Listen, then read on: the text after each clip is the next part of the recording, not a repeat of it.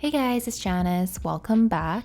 In today's video, I'm going to be doing a quick review of the iPad mini 6, particularly its use case for students and whether I think this is worth it for students who are looking for an iPad for studying and note-taking. So let's get started. The design of the Mini has been refreshed to mirror that of the iPad Air 4 and iPad Pro. There is no more home button, and instead you have the 8.3-inch all-screen design, Touch ID, and now support for the second generation Apple Pencil. It's light and portable, great for on the go, and obviously there can be a lot of use cases for it, but from a student's perspective, I'd rather go for the other iPad models, and I'll explain why. The biggest limitation is its screen size, and I'm not disappointed that it's small because this is obviously the iPad mini, but for students who want to do heavy note-taking, you'll probably find the mini a little bit uncomfortable to use, unless you really enjoy writing in small notebooks.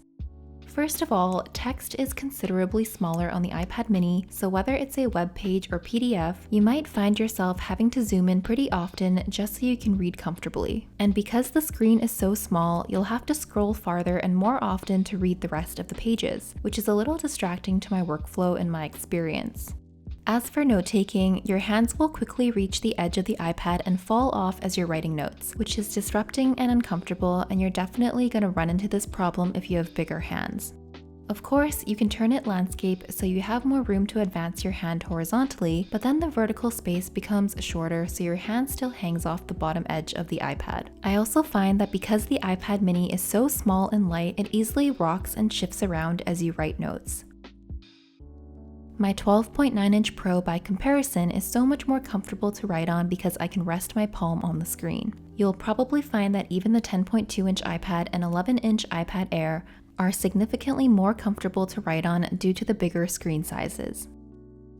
With the screen so small, multitasking can also become more difficult because the space that you get for each app is so narrow. The text on any web page or PDF you're reading becomes even smaller, so again, you'll have to zoom in quite far and quite often. It's doable, but it's not ideal for students who oftentimes find themselves wanting to use the multitasking feature. This is less mentioned, but the screen size of the iPad mini also places limitations on the user interface of some apps. For instance, in GoodNotes 5, when you're using the iPad in portrait mode, the toolbar becomes a scrollable toolbar, so you'll have to swipe with your finger or pencil to access certain tools. In landscape mode, the toolbar is nicely laid out. But once you split your screen with another app, the pen size and color settings are tucked away and you'll need to give it an extra tap to access all those settings. It's a minor adjustment, but the time you spend getting to the pen settings will probably add up and slow you down in the long run. So if not note-taking, then what is the iPad mini good for?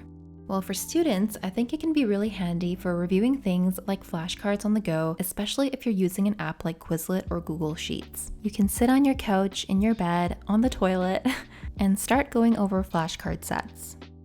You could also use it to watch lecture videos, but for me, the screen is a little too small to visually absorb words or diagrams, which also explains why I don't watch videos on my phone, but it's totally a personal preference thing. Another great use for the iPad mini is for reading. The mini is about the size of a standard novel, so if you like to read ebooks, say for example, using the Kindle app, then you might really enjoy the mini for this purpose. Here's an example of the same book but in ebook format, and the text is just a perfect size on the mini. So overall, while it's a beautiful device with beautiful colors this time around, I think it's still more of a portable device for internet surfing, reading, watching shows on the go, etc. Again, use cases can differ from person to person, but I don't think it's the best option for meaningful studying and note-taking. Especially considering the price of the mini, you're better off getting an iPad Air 4 or even just the regular budget iPads since you can get more screen real estate, more comfort, and still have that portability aspect. Let me know in the comments which iPad you would choose for school.